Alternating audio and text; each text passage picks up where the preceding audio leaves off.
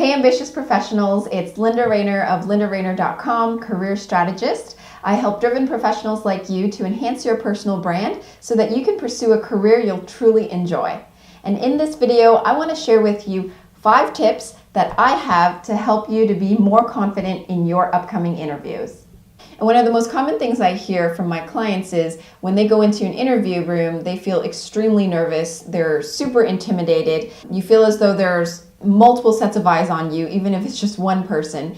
And when questions are asked of you, because you're nervous, you either start rambling or you completely draw a blank, your mind shuts down, and you just don't know what to say.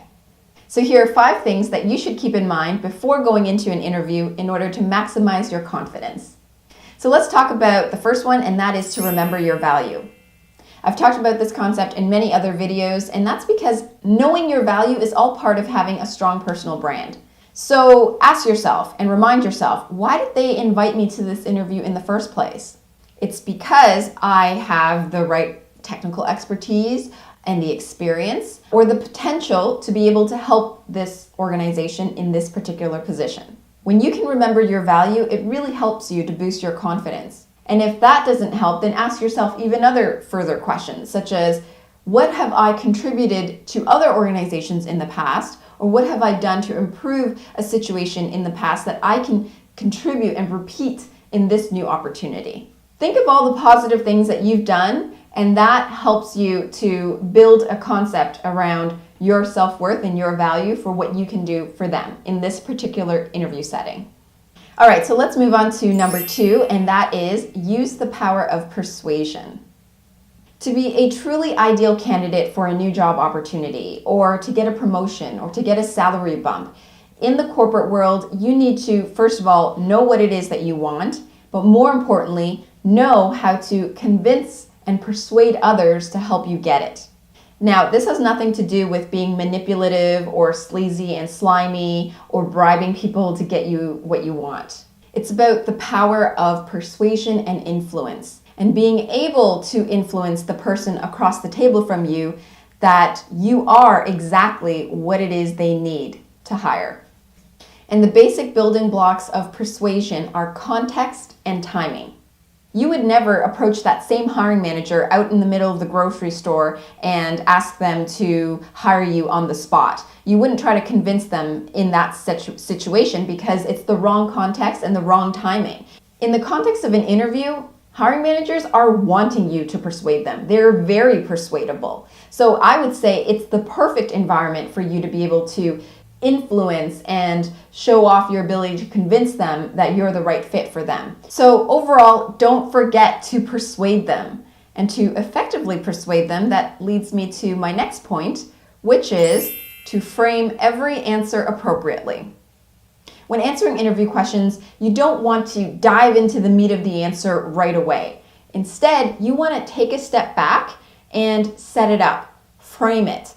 It's almost as though you're developing the skeleton before you add on the meat.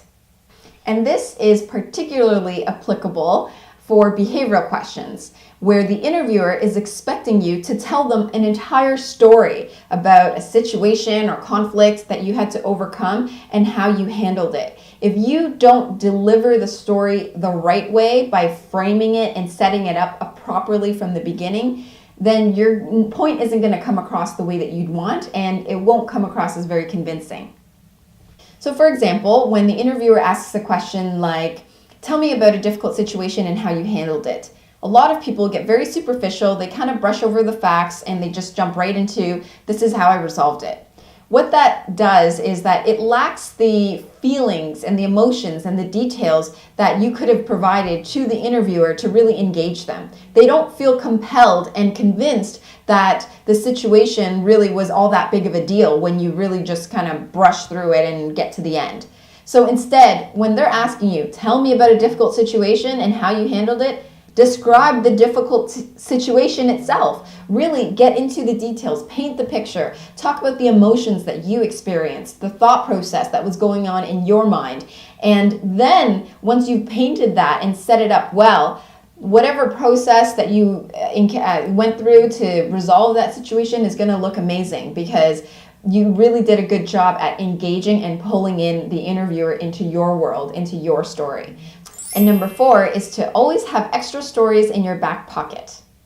The worst situation is going into an interview unprepared and not having predicted the questions and answers to what you would be asked. So it's important to have multiple examples and stories and accomplishments that you can leverage and pull out of your back pocket anytime that there is a new question being asked of you.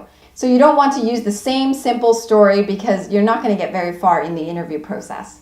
So I would say maybe bucket your answers according to the category. So it could be you have a story and example for your technical expertise, you have another one that demonstrates your leadership, and you have another one that demonstrates your strong communication skills. Well, however way you want to organize them, make sure that you have at least 3 or 4 examples or stories that you can simply pull out of your back pocket whenever a new question is asked of you. And finally, visualize and energize. Visualizing means that for the days and nights leading up to the actual date of the interview, you want to take some time out of your day, even just for 5 minutes, close your eyes and visualize your interview going well. See yourself getting along with the interviewer, being able to seamlessly answer their interview questions, and developing a really strong rapport with them. You see them nodding, you see them wanting to get to know you even more, really being engaged, and you see yourself going even over the interview time, which is always a good sign, then that was allotted for you.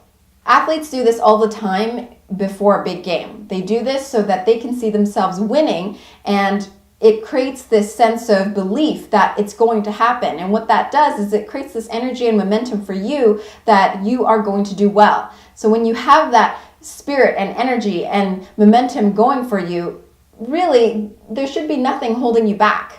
Sometimes it's as straightforward as just giving direct eye contact, leaning in when they lean in, mimicking their body language, and just giving that sense that you're genuinely actively listening to what they have to say and that you're really engaged in the conversation and you truly just want to get to know them. So there you have it, my 5 tips on how you can be more confident in your interviews. Now, if you're in a situation where you're an experienced corporate professional and you want to find your purpose and enhance your personal brand and be more confident in your career overall, then feel free to reach out to me. Head on over to lindarainer.com and click under Work With Me. You'll see the words Personal Brand Renewal, Stand Out and Get Hired. Then fill out the application form. And from there, if I think that we're a match, I will reach out to you to contact you directly. So if you like this video, then please give it a thumbs up, subscribe, share it with your friends, and let them know that this channel is all about helping driven professionals like you to enhance your personal brand so that you can go after a career you'll truly enjoy. Thanks so much for watching, and I will see you in the next video.